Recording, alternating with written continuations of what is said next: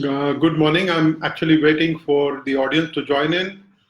We'll start at about 11 o'clock. Maybe give a couple of minutes and then we'll start what I have to share on the 1983 World Cup in just a couple of minutes.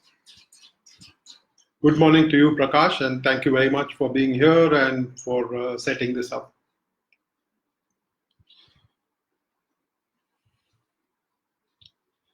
I will get started in just a minute or so. Request your patience. All those who have already joined in, request your patience, and hope you will enjoy the next hour and a quarter. We'll start as soon as we have a little bit more audience. I can see 10 of you have joined in already, and I'll keep waiting. Thank you very much for making time out on Sunday. I know all of you will be busy, and you have different things to do, each of you. And so I really appreciate the fact that you've made time and you're here.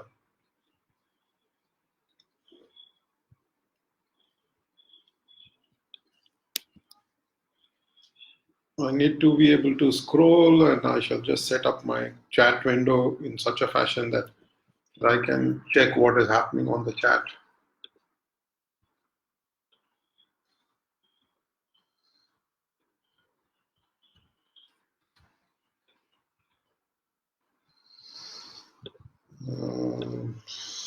I have a problem with my laptop, but I think I will deal with that over a period of time. We'll manage that.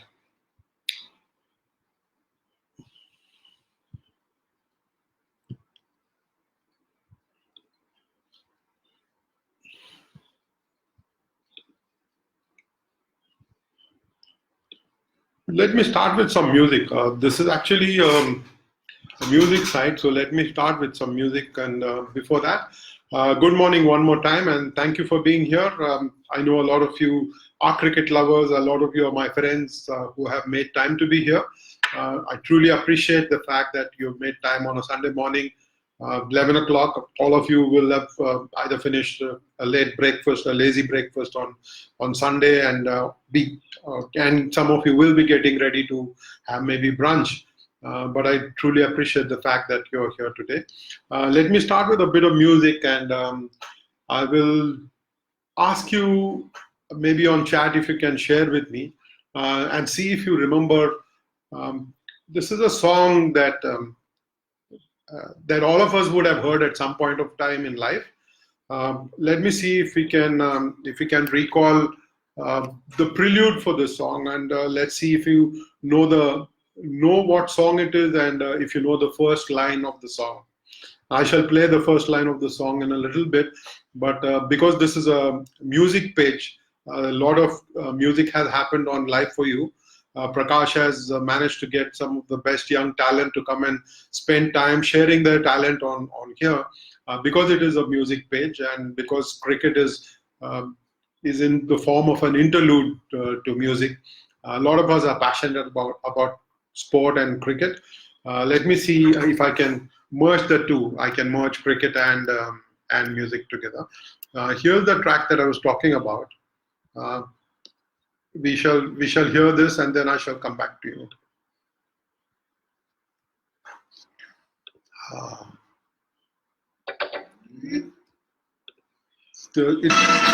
It's very interesting prelude. We don't get to hear it normally. Not really modern music, but let's see if we can make a connect.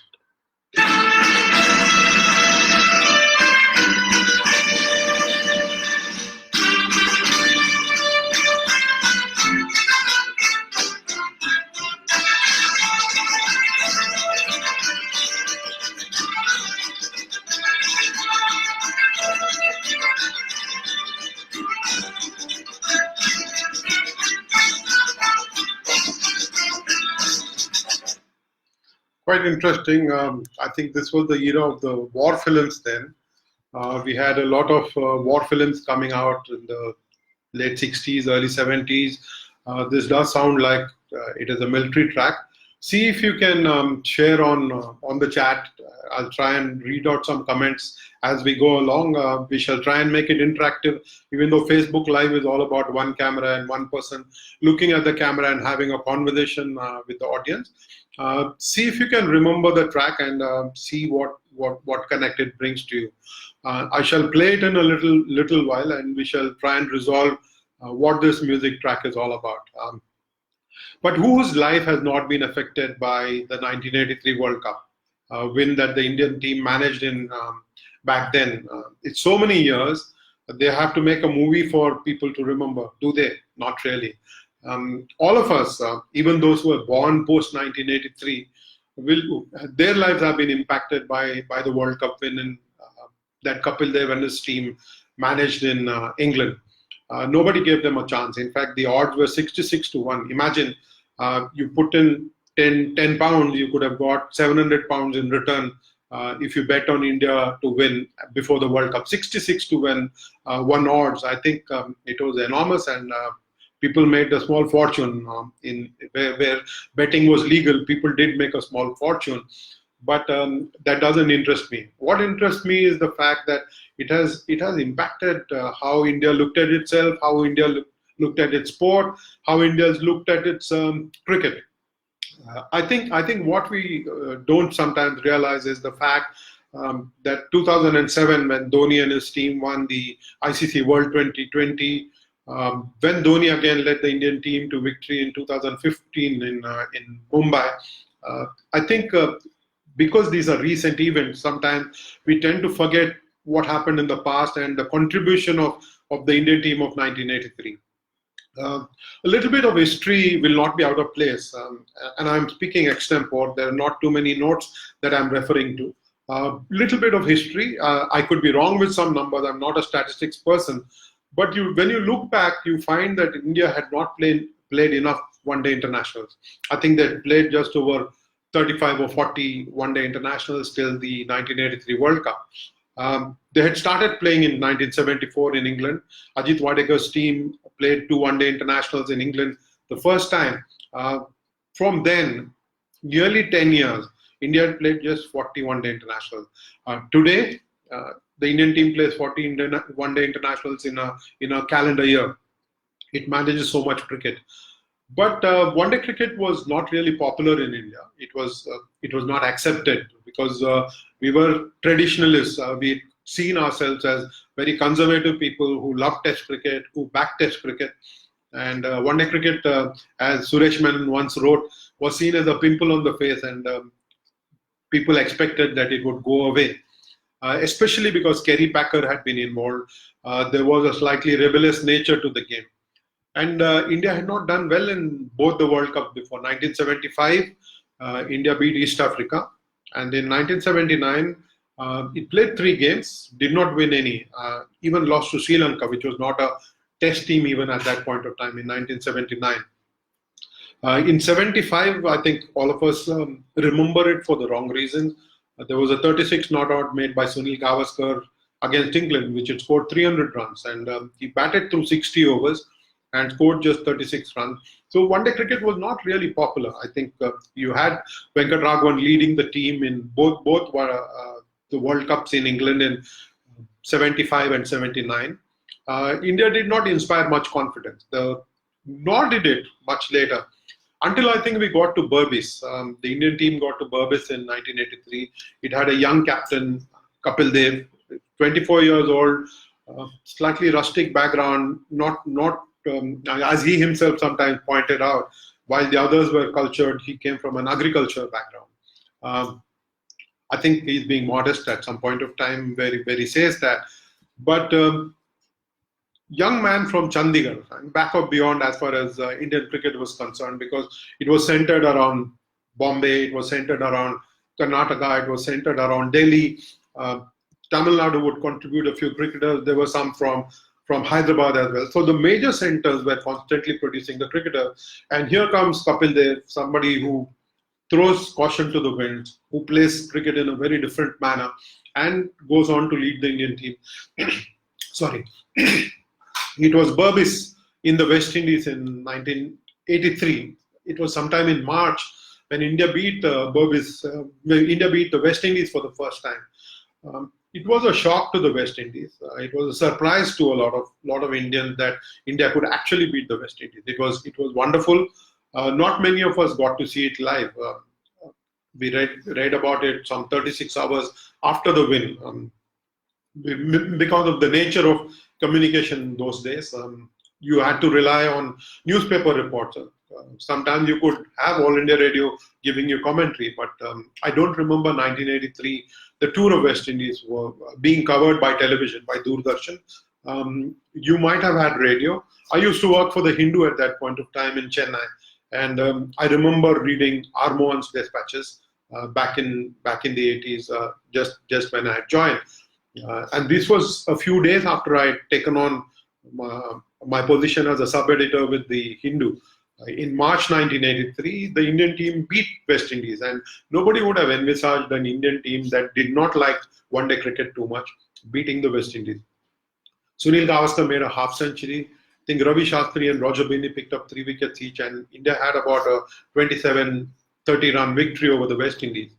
Now they got to England and they started believing in themselves, and they beat West Indies in that first match. I think that was quite a turning point. But when you close your eyes and you replay the World Cup in 1983 in your minds, lots of flashback. We might not even have watched some of those games live. We might not even have heard commentary. But over a number of years, it has kind of got ingrained into the subconscious of each one of us who loves cricket. I think bottom line is that when you close your eyes and you recall 1983, one of the first things that comes to mind is Balwinder Singh Sandhu bowling Gordon Greenidge, and this happened in the final. Greenidge shouldered arms and the ball swung in, and Sandhu got a very crucial wicket very early on. Gordon Greenidge could have been a devastating opening batsman in that final. Chasing 184 to win was not such a big score. 183 was not such a big score, and to get Gordon Greenidge out early was fantastic for Balwinder Sandhu. I read later, I don't know if it is the truth, I read later that, in fact, Vengsarkar has gone on record and said that Sandhu once gave Gordon Greenidge his visiting card, and Greenidge looked at the visiting card, it had a batsman shouldering arm and the ball hitting stump, and Greenidge asked him, "Who's this?" And Sandhu told him, "This is you, Gordon. Don't you remember 1983 World Cup?" So Sandhu, I don't know if it is the truth, but I have read the fact that Sandhu probably had a visiting card with that one famous delivery of his. But then there are many more memories to that final. I remember Srikanth going down on his knees and square driving Andy Roberts, really pacey fast bowler. For Srikanth to just go down on his front foot and cover drive him or square drive him for 4, it's a shot that sticks in mind. Srikanth made 37. It was the highest score in the World Cup final. But you remember that innings. You also remember Srikanth taking a single. Quite cheeky he was. Turned his back and walked to the non-striker's end to take a single because he was so confident of getting that single, and he was actually looking at the ball all the time when he was walking to the non-striker's crease to complete the run. I also remember Kapil Dev's catch. A lot of us claim that we have seen it live, but the fact is that Doordarshan, there was a snap in satellite communication. I don't think India got to see that catch live. Vivian Richards pulling Madan Lal's short pitch delivery, and Kapil Dev taking a magnificent catch. We've all seen it on YouTube. We've all seen it on television so many times that you can actually see an arrogant Vivian Richards. That's typical of him. Arrogant, not in the negative sense. Pulling Madan Lal's short pitch ball, and the ball going toward the mid-wicket fence. Yashpal Sharma running in from square leg and Kapil Dev running backwards. Of course, he had to face the crowd and the ball was dropping over his shoulder. He must have run a good 15-20 yards to complete that catch. Anybody who has ever seen it once will remember. It's actually playing in my mind when I'm talking to you. Kapil Dev's catch turned the match. Richards had scored 33 quick runs and he got out. Clive Lloyd was perhaps not 100% fit. The West Indies captain, looking for a hat-trick of World Cup wins, title wins, was not perhaps 100%. he was not. I think he stretched a muscle and he pulled a muscle and he could not bat normally. I think there was some smart captaincy at that point of time. Kapil Dev, with some help from Mohinder Amarnath and Madan Lal. I think overall the Indian team did really well. Also remember Mohinder Amarnath running to, after he got Michael Holding LBW. You remember that, at least I do. He remembered to pluck a stump out as a souvenir. He missed it by a mile, or he missed it by a whisker. Because he saw the crowd running in from the stand, he had to make a dash to the pavilion. And as he was running from the bowling crease to past the stumps, he tried to whip a stump off, uproot a stump and carry it with him, missed out completely. Then I remember a sea of Indian faces on the Lord's ground. I can't imagine it happening now. I think that one moment would have defined. I think, of course, West Indies, we got to see that in 75 and 79, a sea of West Indian supporters on the Lord's ground when the trophy was being given away in the members' pavilion. But I remember a massive crowd getting in to watch the prize distribution ceremony. It was fantastic. But I think one of the biggest memories is Kapil Dev 175. Nobody saw that again because either BBC was on strike or it chose not to cover the match because there were two other games being played at the same time, and they did not think India-Zimbabwe at Tunbridge Wells was going to be a big match, would not have that audience.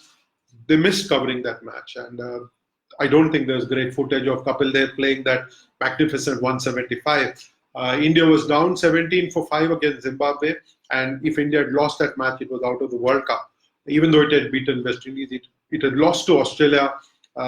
Things did not look too rosy. 17-5, and then Kapil Dev turned the game around. I remember Gavaskar once saying that at the lunch break, and there was a lunch break because it was a 60-over game, there was a lunch break. When the break happened, the whole Indian team deserted the dressing room and sat out, and there was just a glass of water for Kapil Dev, waiting for Kapil Dev in the dressing room. He could have been angry, 17-5 and then 75-6. Things were not very good, and Kapil Dev channeled his anger, channeled his emotions with Kirmani and Balwinder Sandhu and just about the rest of the tail, took India to a winning score. India did win that match. I think if you ask me to pick one innings that changed the course of that World Cup, it has to be this 175. We all remember Mahendra Singh Dhoni's 183. We remember Sachin Tendulkar's 100. We remember Sehwag getting that. We have seen Rohit Sharma score 100. But that 175 sticks to the mind even though we did not watch it. It has to be, that is the kind of impact that innings had. And this team was wonderful. It had a set of people who could bat and bowl. I think it was horses for courses. You had Mohinder Amarnath leading that all-rounders pack. You had Madan Lal, who could bat a bit but bowled with a lot of enthusiasm and guile. You had Roger Binney, who could do both with, and in fact he was the leading wicket taker in the World Cup. And then you had Kapil Dev leading the side. Kirti Azad would come in and chip in at some point of time with his off-spin bowling, played a big role in that win against England in the semi-finals. I think he bowled well against Australia as well, Kirti Azad. Then you had Ravi Shastri. Unfortunately for Dilip Vengsarkar, he got hit in the first match against the West Indies and had to sit out for bulk of the World Cup. He also missed watching the 175 not out that Kapil Dev played because Dilip had to be in London in a hospital getting his jaw treated. A lot of us are passionate about what happened in 1983. We believe that it changed the course of Indian sporting history. The destiny of Indian sport changed. But let me try and bring in Kapil Dev here. I spoke to him some years ago. I used to work for a website called GoCricket.com, and I interviewed him just ahead of the anniversary of the 1983 win. Every year on June 25, we celebrate the anniversary of that win. And so in preparation of that, I had got time from Kapil Dev. I had gone to his office and I had interviewed him on the 1983 win and the impact. He spoke about each player as well. some other day we will listen to what he said about each player many years down the line. But this is important. I think when I asked him if he believed that that win changed how Indian cricket was, he was very candid. I think you don't get too many like Kapil Dev. Either he was being modest, or he was able to nail it like very few people can. We might think is from a rustic background, but listen into this clip, and you know that he's got a beautiful perspective. You know that he's not just thinking cricket. And as the West Indian scholar CLR James says, what does he know of cricket? Who only cricket knows. Kapil Dev shows that it is not just cricket. He is a 360-degree person. Let's listen into this clip of Kapil Dev. I never thought cricket will change in such a fast, rapid pace. Change was ready to start taking place, but once the economy of our country opened, I think then it's changed. In 90s, where we can carry our plastic cards, go around, spend money, do everything. It's not nobody doubting what you're doing. And I think that was a big, during Narasimha Rao's regime. It started from there and it kick-started so well, but never thought cricket will reach at this stage where the film industry is scared to release the movie on Friday if there is a one-day match on Friday. I think anything big happen like this in any sports, change always takes place. And World Cup was a surprise win for everybody. And it was a happy occasion. The people start, coming up from there and start believing we can do it. People start keeping their name behind the cricketers during that period. So it happened that 83 was surely, you can say, first step forward was that. But after that, you have to keep on doing well. Then it would have been changed. It happened the same way. It's a beautiful story written by somebody. It's like that. Even though it took us time to win the second World Cup. But let's put it that way. We start winning T20 World Cup. We become Champions Trophy also, Pens and Hedges also. So people start believing we have that ability to perform. And impact can only there if you start winning. Change took place when Saurav Ganguly became captain and we start winning, and then we have Sachin Tendulkar, Rahul Dravid, Anil Kumble, Harbhajan, Varinder Sehwag, all people come together like a golden boys there. Anil Kumble, Shrinath, Zahir Khan, they all come out and we start winning all around.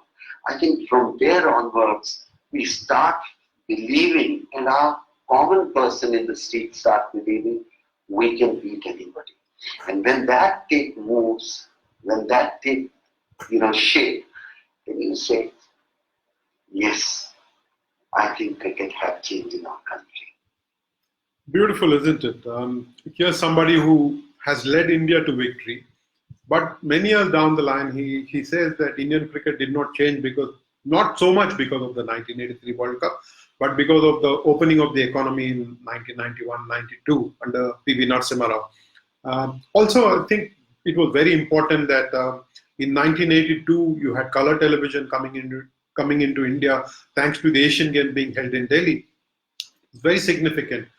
Soon after that, Indian team goes on to win the World Cup. A lot of us watched it live on color television, either in offices or in friends' homes or in one's own homes, if one was fortunate to have a color television at that point of time.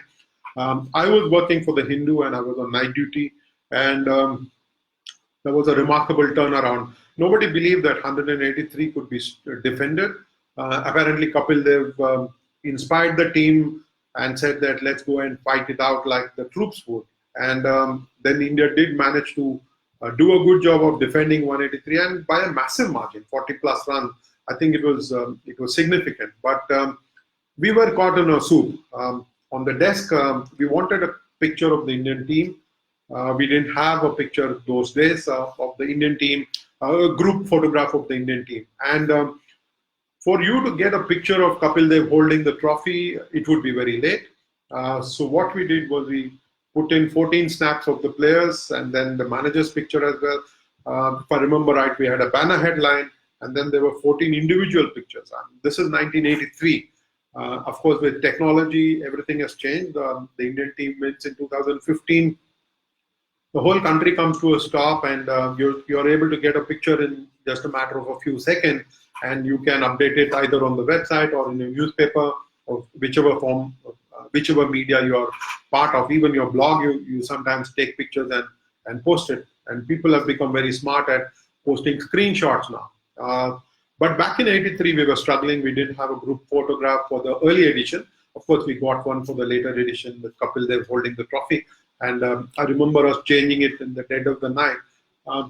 So if you ask me what I did on the 26th June morning, I don't remember, because I must have been sleeping till very late, having worked through the night and having watched the game, and then having worked through the night to ensure that we delivered the best possible page for the Hindu at that point of time. It was interesting, but it changed many lives. I remember reading young Sachin Tendulkar, of course not young now, but him writing the foreword in Balwinder Sandhu's book, where he says that as a 10-year-old, he remembered partying through the night with his friends, celebrating India's victory through the night. And who knows, he might have become a tennis player.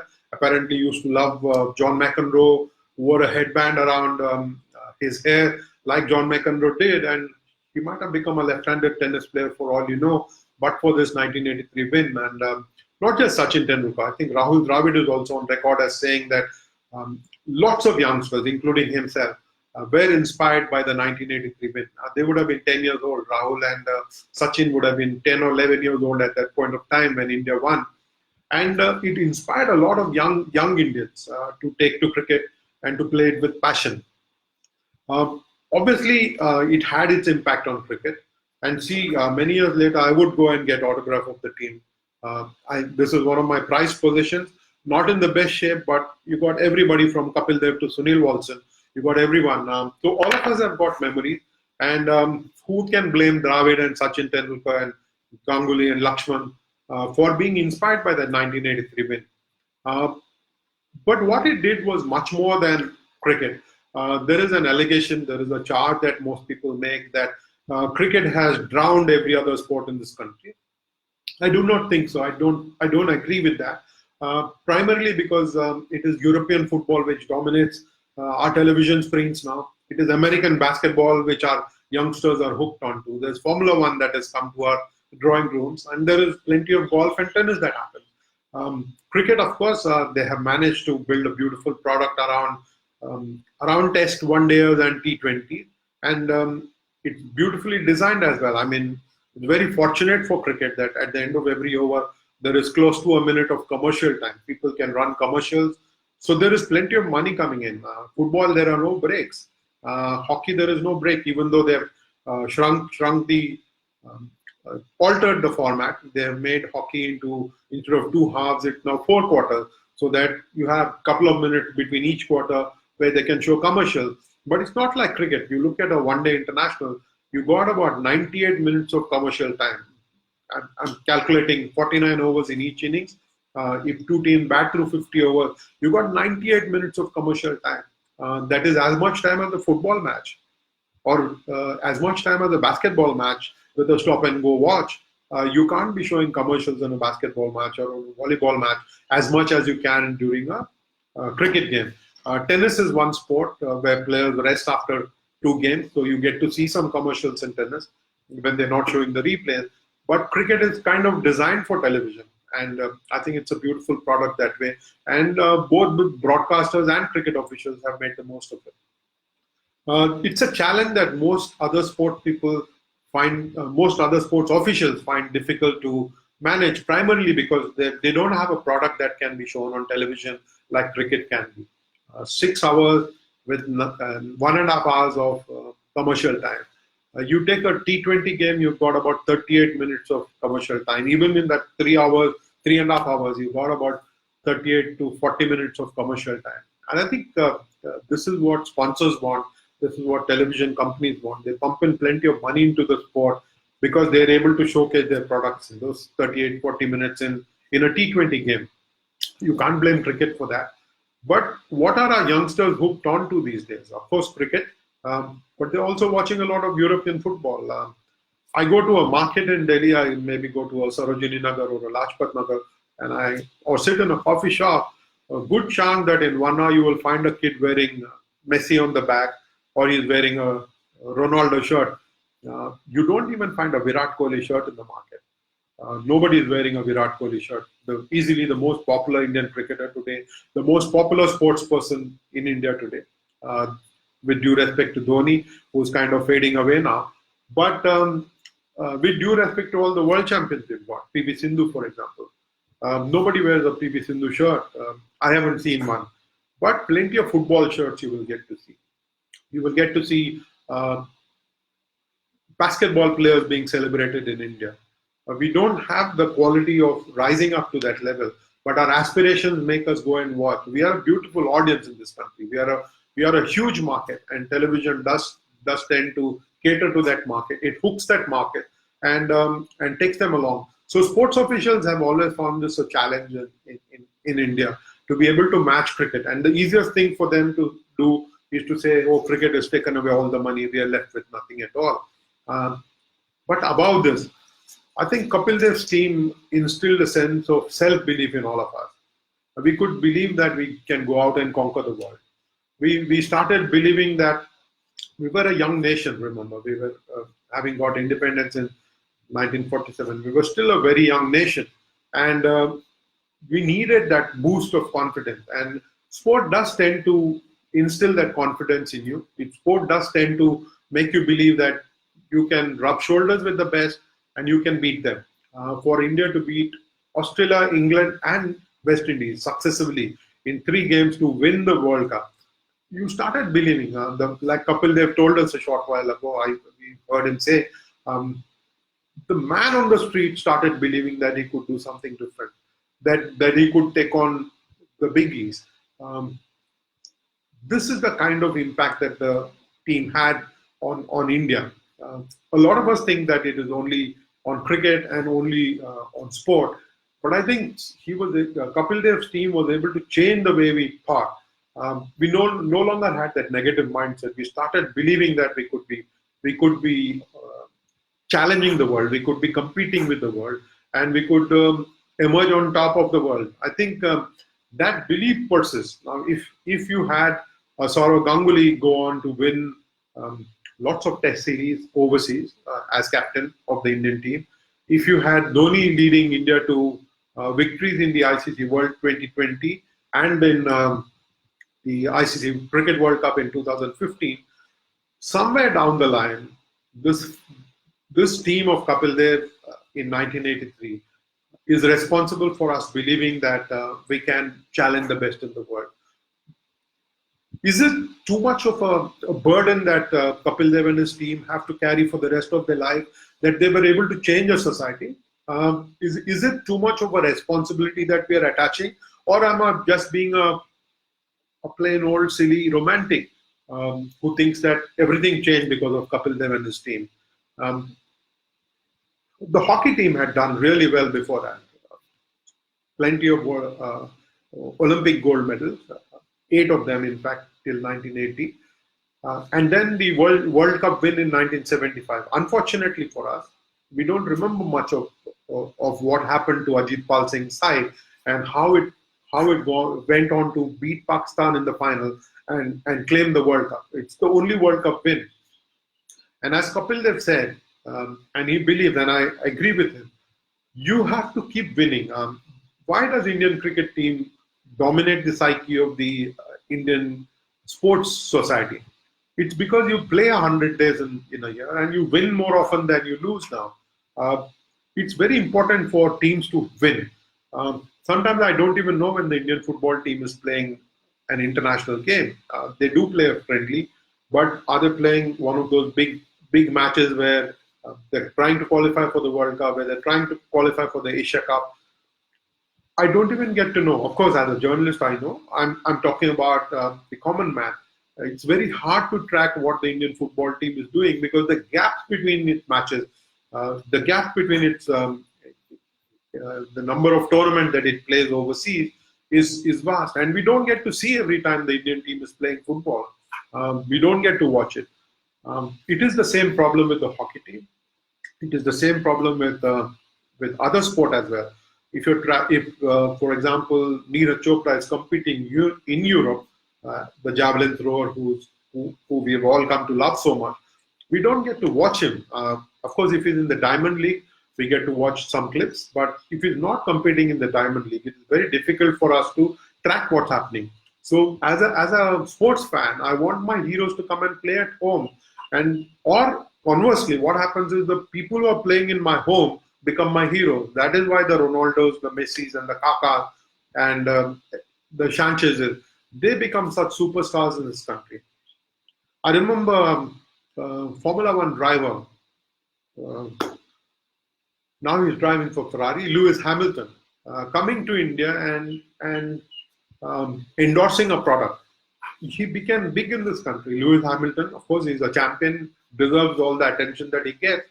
But you have a British guy coming into India and selling us product. That is the power of sport. That is the power of repetitive watching on television. He becomes a champion for us because he's sitting inside that subconscious of yours. And I think this is what Kapil Dev's team was able to manage. Let now, as I said, are we putting too much pressure on Kapil Dev's team? Of course, they don't have to deal with it. Are we giving them too much responsibility? Are we assigning them a lot more than they were really worthy of? Kapil Dev himself has something interesting to say. Let's try and listen into what he says. This is also from that 2014 interview that I did. It's many years old, but it is evergreen. Kapil Dev has got some very interesting things to say. If I look back, I think I would say only thought process, nothing else. Okay, I'm not ready to take loss. But I think that change was required because previously we used to play not to win, not to lose. If we can't win, fine, we shouldn't lose. I think the mindset was that, which I don't blame that, because team at that stage. Today, if Zimbabwe playing, they're not thinking to win, they're thinking we don't lose series. India was similar at that stage. And majority of that we played test cricket. We didn't play one-day cricket. And the approach was like that, we can understand, we'll go bat it against them, we'll do this, we'll do that. But can we not lose test match? Can we draw? How to draw? It used to talk about that. Ravi Shastri, you must play 40 over, then we can do the damage to other people. Those type of things. So few things has come out and then you say, this was the change is perhaps Punjabi brain comes out, not ready to take it. If I look back. That's the honest opinion I have about not the talent, not the cricket, not the finesse. All those things can be out of the window, but to me was more how to win the match. Yeah, that is him saying that he doesn't want so much responsibility on. He doesn't want to take responsibility of thinking that he's changed the way we look at cricket. He's saying that he only is responsible for changing the thought process within the Indian team. Of the Indians going out to win, going out with the belief that they can win big matches. We also listened to one more clip of Kapil Dev where he speaks about what changes Indian sport has seen and how it has got so much more to achieve before we can think that we are a sporting society. We never even imagined that sports in our country, not cricket, sports in our country will change so much. In every sports, let's put it that way. And I think a lot of credit goes to the media. Media open up in our country slowly, and people start enjoying the sports, which olden days sports was by the way. Now the sports is ready to take as a life out of that. Maybe if you are best in any sport, doesn't matter, even badminton or table tennis, still you can make a career out of that. Our community, our people in India are very intelligent. But when it comes to gold medal and other things, Olympics, Commonwealth, then we want to win medals.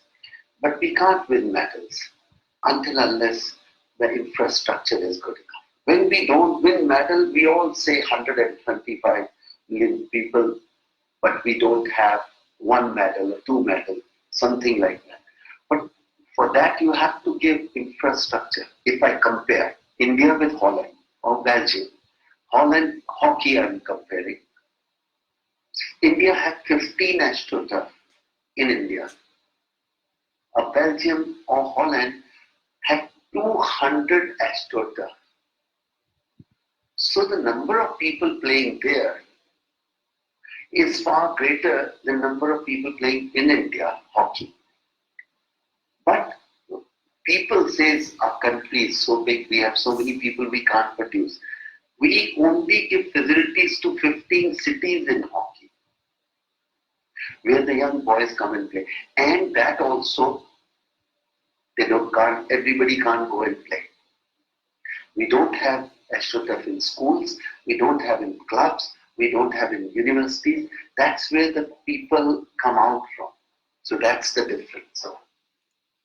Interesting, isn't it? For Kapil Dev, captain of the Indian team, he could sit back and relax and enjoy the rest of his life.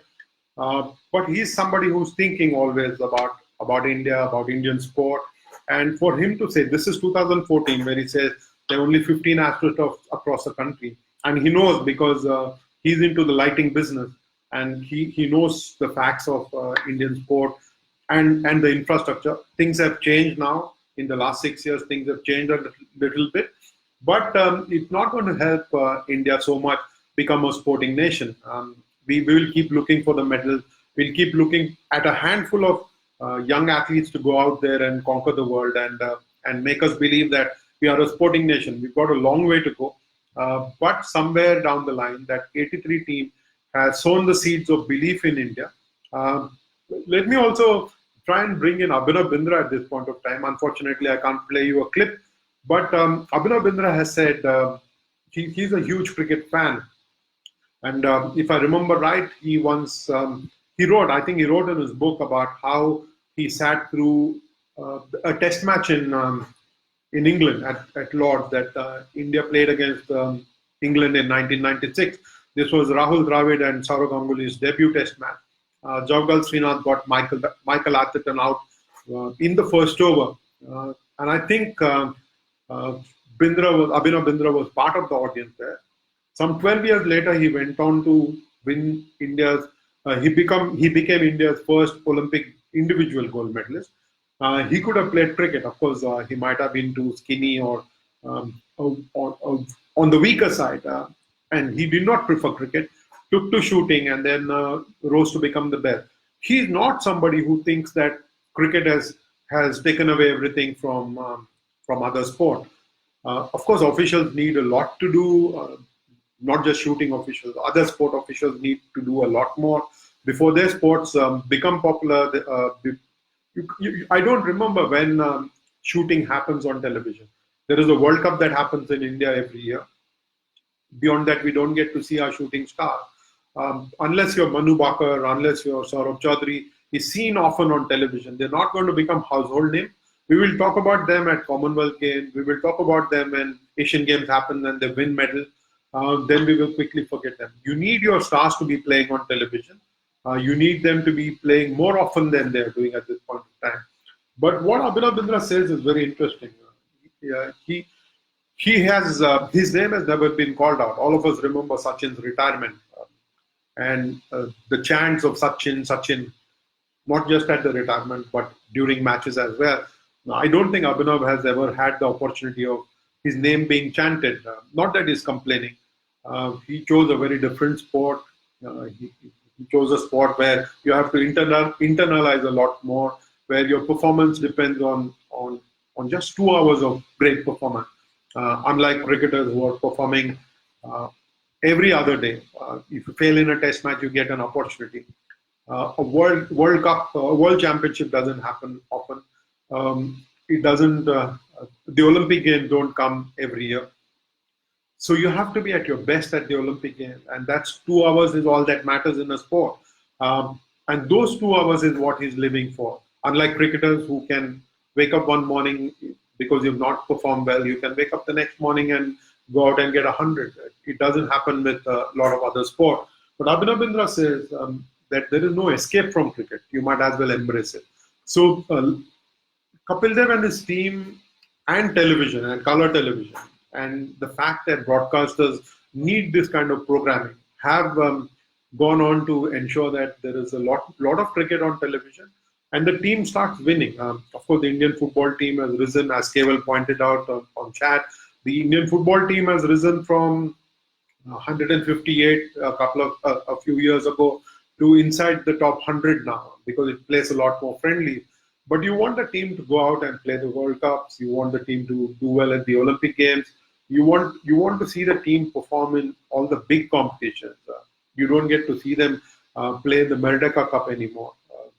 Used to be a tournament in the Far East. You don't get to see the Nehru Gold Cup being held in India. I remember the last time it was held in Delhi, the Ambedkar Stadium was chock-a-block. People were celebrating the Indian team's victory. You haven't had a tournament like that in India. You need to bring in overseas teams. You need the Indian team to play.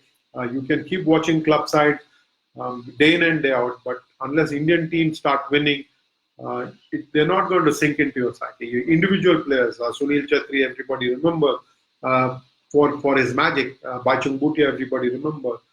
But you need a lot more from the Indian team. The Indian team has to start winning before it can do anything significant, before it becomes a part of the collective psyche of the Indian sports fan. You want your champions to win. You want your champions to win on television. I think this is what a primary lesson from what happened post 1983.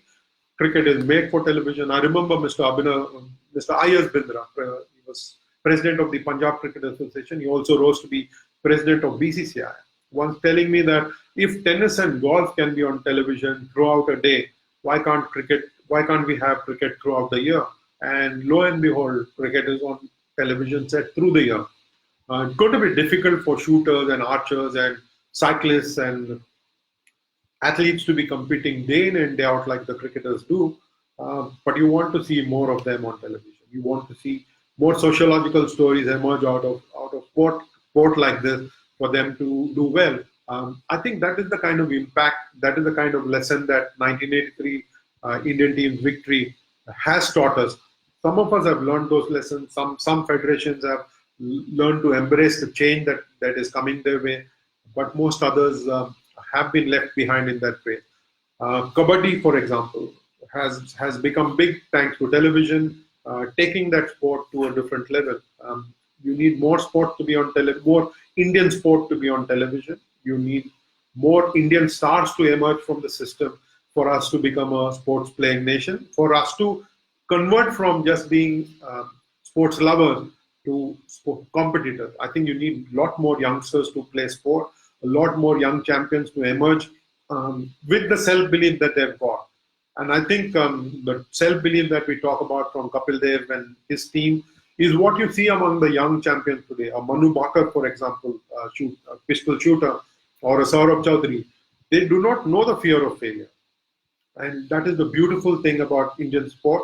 And somewhere down the line, Kapil Dev and his team can claim credit for having instilled that ability to overcome fear of failure and to wear that aura of confidence as they go out to take on the best in the world. You get to see it with the badminton player who believe that they can beat the Chinese, who believe that they can beat the Japanese and the Europeans and rub shoulders with the best in the world. I think that is the best part of what came out of 1983. Very, very important that Kapil Dev and his team have stayed rooted. When you meet them today, you know that they wear the success very comfortably and they talk to you like champions. But not for once you will see arrogance there.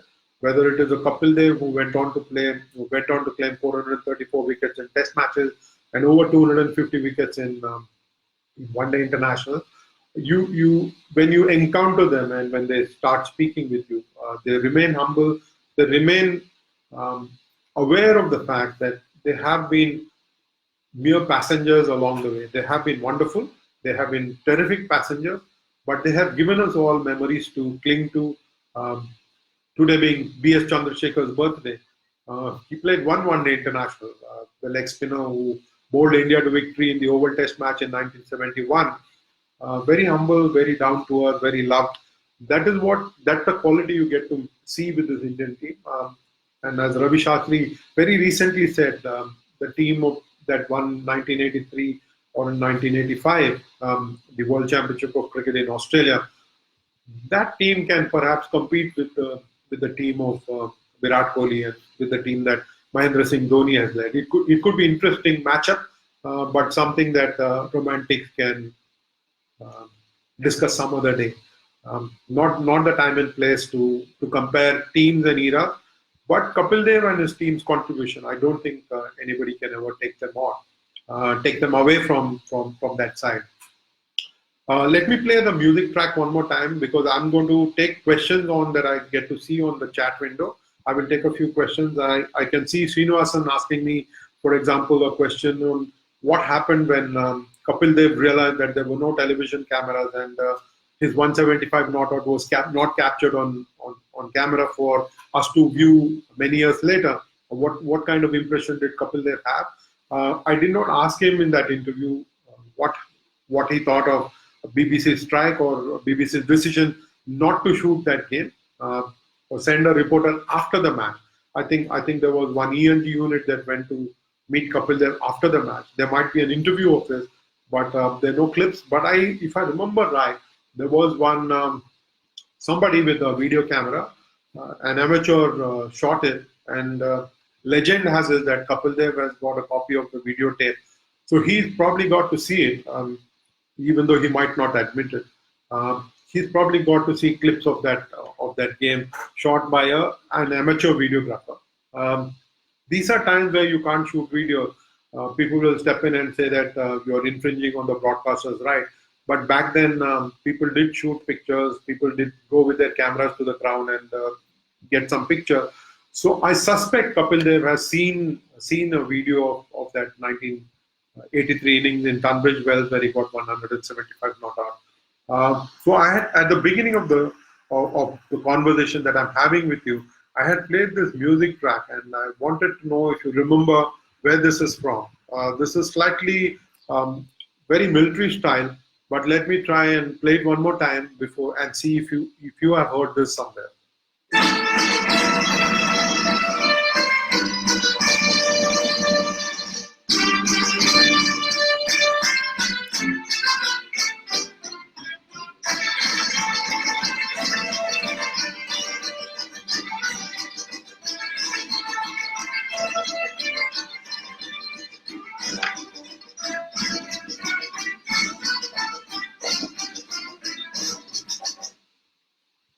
So I don't know if you've heard this any time before, or if you've heard it, it sticks to your mind.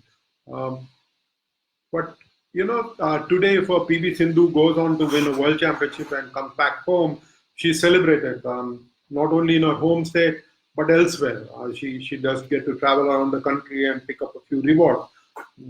Back then in 1983, the Indian team returned to India. One of the first things that happened in 1983 was Mrs. Indira Gandhi, who was Prime Minister then, declared a day's holiday because India had won. There was reason to celebrate. The economy was not in the best shape. Things were not looking good. There was ethnic trouble across the country. I think Assam had a problem. There was a problem in Punjab. You had little pockets of disturbances in India. And so Mrs. Gandhi said, this is wonderful, let's declare a day's holiday to the whole country. So nobody went to work on the 26th of June. And India did celebrate. Of course, some of us newspaper guys went back to work, but there was a holiday declared by the Prime Minister of the country. And we had reason to celebrate after a long time. We did well in the Asian Games, and there was plenty to cheer about. But this one event held the country together. India winning that 1983 World Cup, and when they came back, the Board of Control for Cricket in India, not the richest organization then, did not know how to reward the players, and it struggled. It thought and thought and thought, and then Raj Singh Dungarpur, who was one of the administrators, hit upon the idea of asking Lata Mangeshkar, the Nightingale of India, to help the BCCI out. She agreed to do a concert in Delhi's Indira Gandhi Stadium. She came and she performed there. I'm told that the Indian players also sang with her, which is wonderful.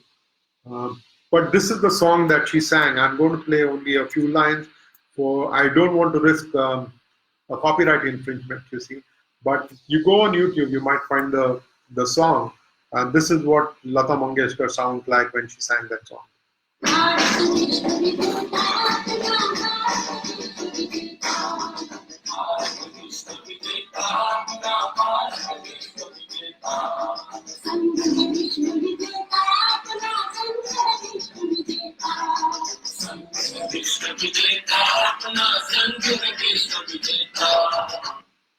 I don't know if you could hear Kapil Dev's voice. I suspect it is Kapil Dev's voice.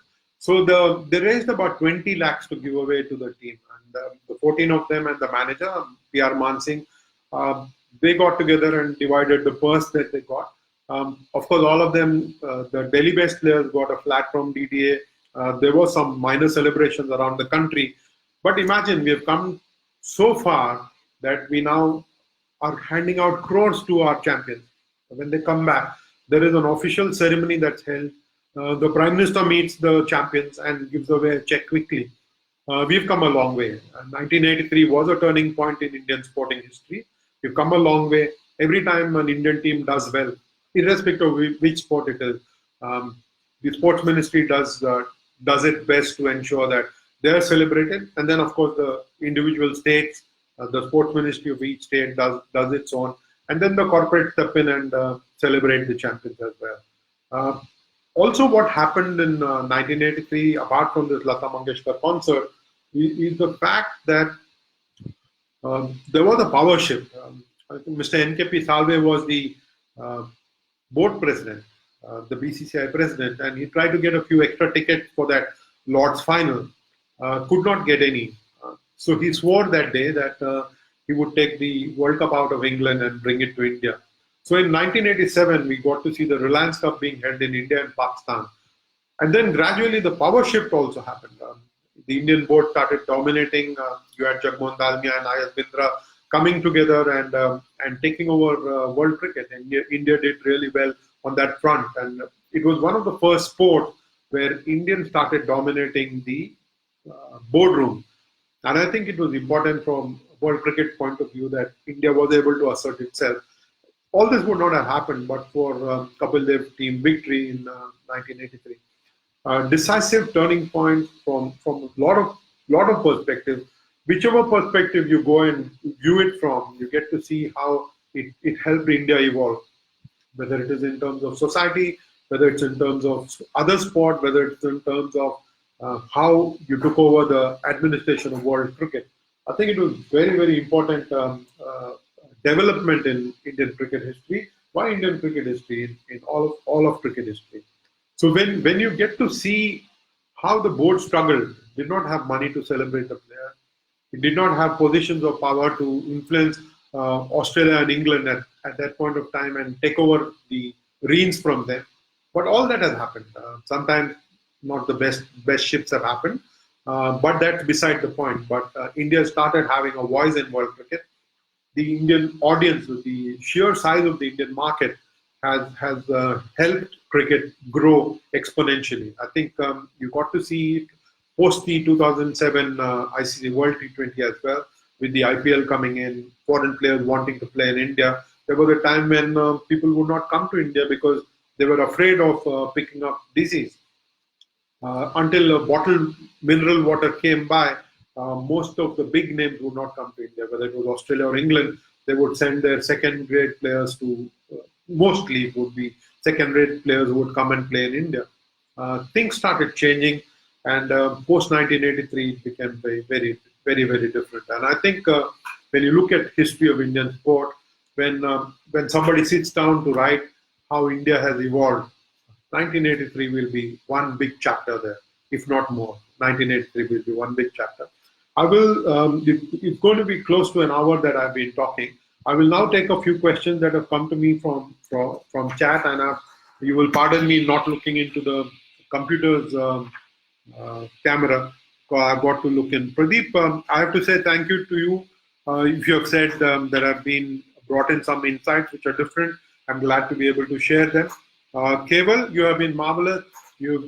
I think I triggered a few memories for you. You remember Saurav Ganguly and Rahul Dravid, um, Saurav getting 100 and Dravid getting 95 in that Lord Test match. Saurav also went on to score 100 in the next game of his. Srinivasan, again, very big question he asked me. Let me try and answer that. He said in the time of the 1983 World Cup, there was no money for the Indian Cricket Board, and they gave a match fee of 1,500 rupees per player. How did they manage things? I think it was passion, Srinivasan. It was passion of the Indian cricketers that drove them to do what they did. Also, it was important that they were supported by the corporates. Sunil Gavaskar first worked for he played for ACC, worked for Mafatlal and Nirlons at some point of time. So you have players having regular jobs, not like now where they have enough money so they don't need to do a day job. Their day job is cricket. They get fitter now. Bishan Singh Bedi, Ajit Wadekar, all of them used to work for the State Bank of India. You had people working for Indian Airlines or Air India. So even Sanjay Manjrekar, last of the big name that I think which played for Air India, Sanjay Manjrekar. So you had Azharuddin work for State Bank of India. You had all of them were having a corporate job. They had a day job. So playing cricket for money was not such a big thing for them. Today it has become important. And as I just told you a short while ago, you had the board did not have money to reward the players, and it had to fall back on Lata Mangeshkar doing that concert in Delhi. In return, the board has given Lata Mangeshkar a couple of free tickets for every game. It showed its gratitude by telling her that there would be 2 tickets reserved in her name for every game, for every international game played in India forever. And I think it's a small price to pay for the gesture that Lata Mangeshkar. They didn't have money to pay Lata Mangeshkar at her professional fee at that point of time. And in return, they said, we will give you two tickets for every game that India ever plays. So, very special gesture by Lata Mangeshkar, very special gesture by the board in return to the great lady. Are there any questions? My namesake, but with the double A, Raj. You said that it's nice of you to have put together interviews. I know it can get boring, Raj. If you have conversation with your camera, it can get boring. The same voice all the time can get boring. I thought I will innovate by getting in Kapil Dev. I didn't have his permission to do this, but I had recorded him in 2014. It's an evergreen interview, and I will never lose the chance of playing something like this. To me, it is a gold mine. I don't make money out of that, but it's something that I've always believed. What I have got is not mine. It is for all of us to share. Keval, you said for one-day cricket we have to spare 8 hours, and for T20 4 hours, while football is just 90 minutes. It's very fast and exciting. All of us have different perspectives. I'm very old-fashioned. Look at my grey hair. Look at the thinning hair, my receding bald line. I would rather watch a test match. I don't get so much excitement out of watching T20 or a one-day international. Of course, I will watch the World Championship, either the World Cup in 50 overs or the World T20 for the 2020 format. I will watch that, but if I'm going to be watching day in and day out, I'm going to get fatigued, and I don't want to do that. With football also, I think the same story. You follow some clubs and you watch your most favorite club. You might have a second club that you go on and watch. I think each one of us has got different preferences. Some of us don't even watch cricket at all. Raj, you have asked this question in terms of talent. How would you rate the present team with the 1983 team? We'll just look at the one-day international aspect. I think the present team is slightly better equipped. It got a better all-round bowling attack, except perhaps I might put in Ashwin instead of one of the wrist spinners. You have man for all seasons in the side, whether it is Virat Kohli, it could be Ravindra Jadeja, it could be Rohit Sharma, who plays some amazing innings. You did not have the explosives. There was Kapil Dev and there was Sandeep Patil. You did not have people, and of course, the one and only Krishnamachari Srikanth, who could hit over the top, one of the first to hit over the top. So you had only a handful of players who could play the power shot, and otherwise you had artists. Even a Mohinder Ramannath would place the ball. Dilip Vengsarkar was very elegant. Sunil Gavaskar was a treat to watch at the crease because of his technical perfection. Ravi Shastri, somebody who lifted his talent. He performed above his talent level. He optimized his talent. So you had players like that. But this team is supremely talented. I think this team would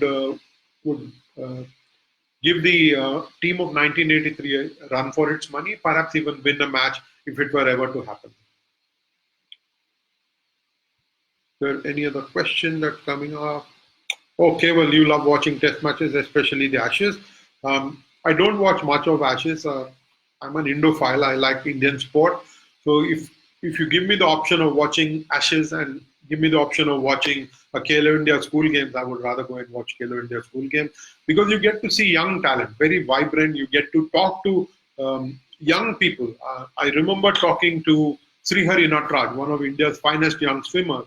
The amount of self-belief this kid has got is unbelievable. We don't get to see that on television. I spoke with a fencer called Chavi Kohli not very long ago. I met her at Bhubaneswar when she was fencing for the Punjab University in Bhubaneswar in the Khelo India University game. The kind of confidence that she's got, the kind of awareness that she's got of society is incredible. I think we need to celebrate more of this. We need to celebrate more of our young champions. And if we can do that, I'm not saying don't idolize Messi, don't think about American basketball players, don't think about Formula One drivers, don't think of Tiger Woods. Please do, but please make time for Indian champions. Demand of your newspaper, demand of the television channel that you get to see some Indian sport. I think as Indians we have failed these youngsters. We don't get to watch enough on television. We need to see them. We need to celebrate them.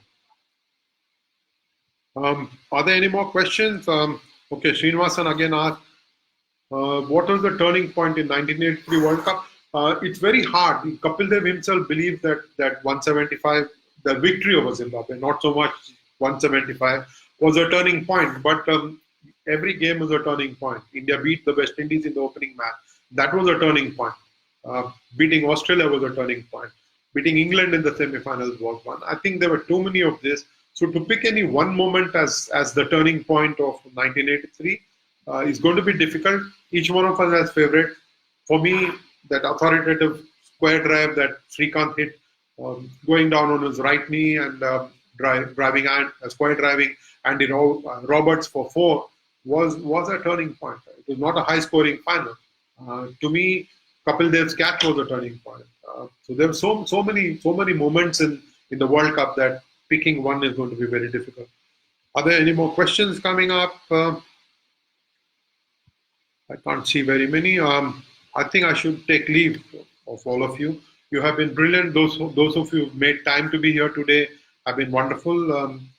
1983 perhaps may not be such an exciting subject for a lot of youngsters, but when they revisit what happened in 1983, when they sit back and analyze the importance of 1983, I think they will understand the value of what Kapil Dev and his team brought to the table and have left so many years down the line, 37 years down the line. It remains one of the biggest moments in Indian sport. India has gone on to win a World Cup again. It has won the World T20 again. Abhinav Bindra has got a gold medal. I don't think there is anything that can match Abhinav Bindra's gold medal, not even the World Cup win. I don't think there are too many moments like I watched in Atlanta where Leander Paes won the bronze medal. But I think the audience loves to discuss very recent incidents, does not want so much of 1983. We're not living in the past. We're drawing lessons from what happened in 1983. And we're learning to celebrate. 24-year-old Kapil Dev from Chandigarh at that point of time. You had Yashpal Sharma from Haryana. You had lots of players. You had Balwinder Sandhu, who not very many people had seen before. There was Sunil Walson, who did not play for India ever. He was part of that World Cup. Kirti Azad faded away. There was Sandeep Patil, who stayed on till 84, 85, 86. Um, then there was Azharuddin who came in the wake of what happened. And gradually the churning happened. There was Ravi Shastri who played for India for long. Kapil Dev stayed on till 1994. There was a lot of magic that happened in that team. Sunil Gavaskar retired only in 1987. Played that fantastic 100 in Nagpur. Before he's only one day 100. Amazing people in that team who made us believe that if you can come together and work hard, you can deliver. In fact, I owed my first job as I bid you farewell. Here is a secret that I've not shared with very many people. I had to write an entrance exam at the Hindu. This was the job I had applied for. I had done my internship in the Hindu in 1982. And then when I applied for a job, they said, come and write a test. And I did go to the Hindu. One of the questions was how India can become self-reliant as a nation if it shows some self-discipline. And I picked this 1983, not 1983, I picked, sorry, this was a job in PTI, not in the Hindu. I picked this 1983 team's victory, how a bunch of individuals could come together as a team and make India believe that they can go out and conquer the world. I think I owe my PTI job that opened many vistas for me. 1986, I joined PTI in Hyderabad. I went back to Hyderabad from Chennai. I owe the Indian team a lot more than I can ever document. They have been brilliant. They have made an impact on a lot of minds. And if we have learned our lesson, if we can pick up those nuggets from each of those players, Syed Kirmani, so many other fast bowlers that I named, Roger Binney, very quietly efficient. I think that team is a lesson, and if somebody can sit down and do a PhD on the side and its efficiency level, there will be some wonderful results. I owe a big thank to Kapil Dev and his team. A thank you to the side for having given us moments of joy that have lasted a lifetime. It's been brilliant. And I owe you my thanks for being here today. Prakash, thank you one more time for giving me this platform where I can share my thoughts. I'll see if there are more questions, and then if not, I shall take leave. I think that is about it. I shall take leave. Thank you very much for being here today and for your time. Hopefully, we will catch up again with another subject which will interest you, and will hold your attention as well, and where I share my learning, where I share my experiences of what happened with cricket and with sport. Thank you so much, and have a lovely day today. Stay indoors and stay safe, and let's get rid of this corona problem sooner than later.